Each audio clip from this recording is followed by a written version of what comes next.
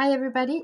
We are still busy with communication and management communication info, module 1, and this is lesson 3. It feels like we've been going on for a long time, but it's actually just the beginning.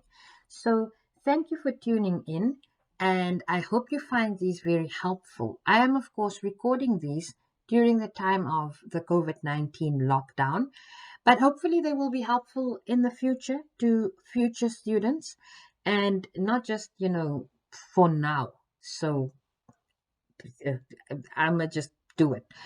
Also, if you want to know a little bit more about me, you're welcome to go look at my introduction video that will be posted elsewhere on this channel, and you're welcome to email me.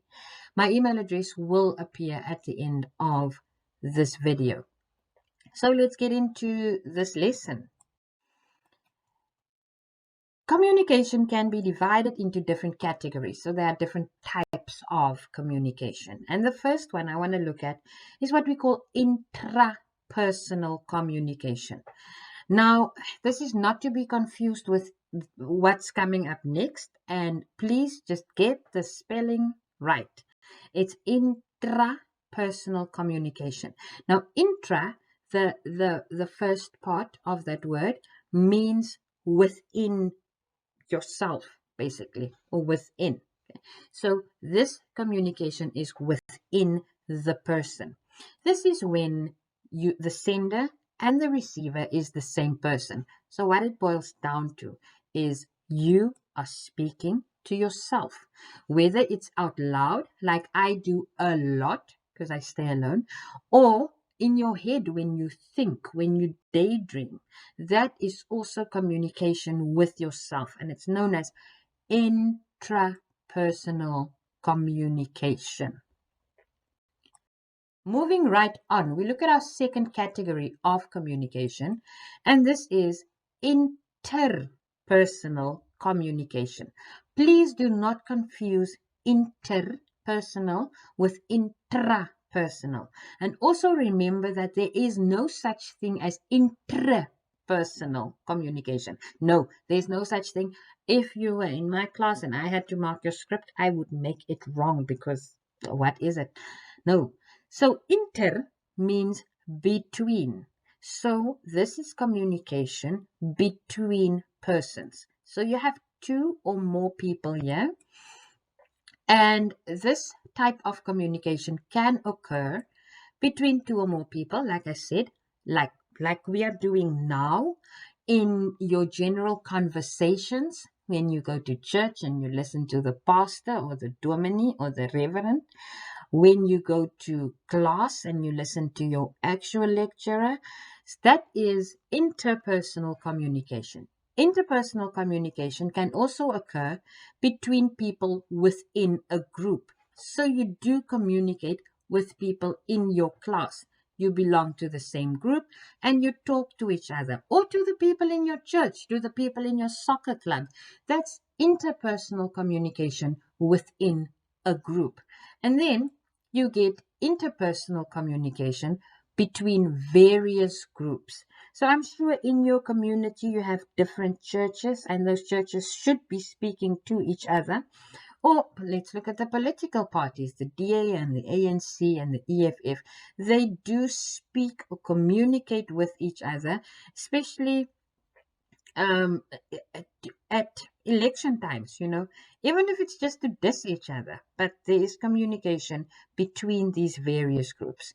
And all of this is known as interpersonal communication. This is the most common one, the one that we are going to carry on with for the rest of the subject.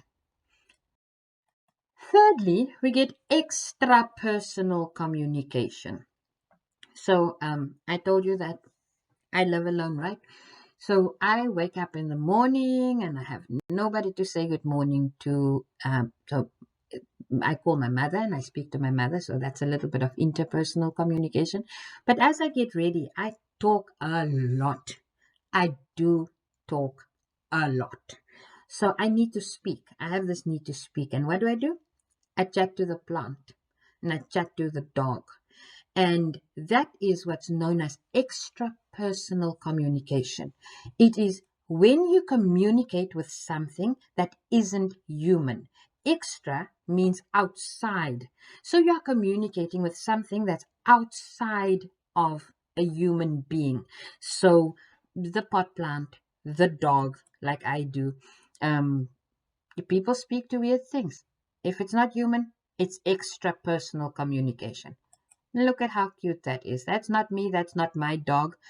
Um, but that's kind of what I do. That's kind of the extra personal communication that I involve myself in. Then we get mass communication. This one we get to do with a lot as well. Mass communication is when there is a large number of receivers. So it's interpersonal communication, but the number of receivers is very, very large. We're thinking television audiences, radio audiences, hopefully, Kasam, my YouTube channel audience, large number of receivers. Hopefully this will grow. We never know.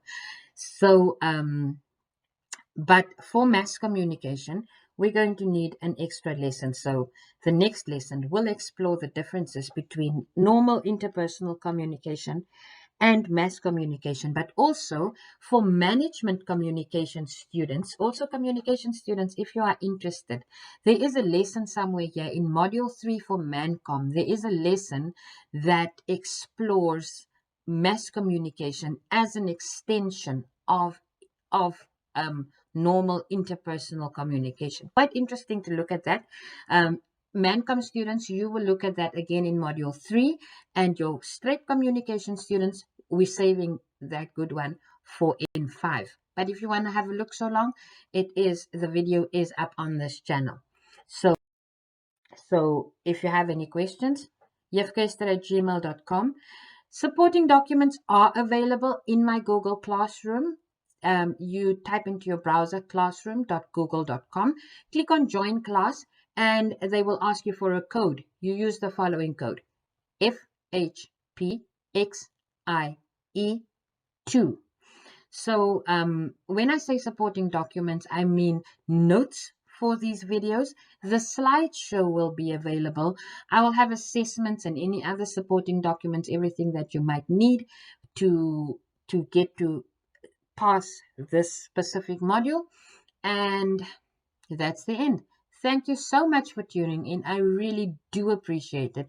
If you appreciate what I'm doing, please do not, well, if you want, hit the like button. Tune in again next time.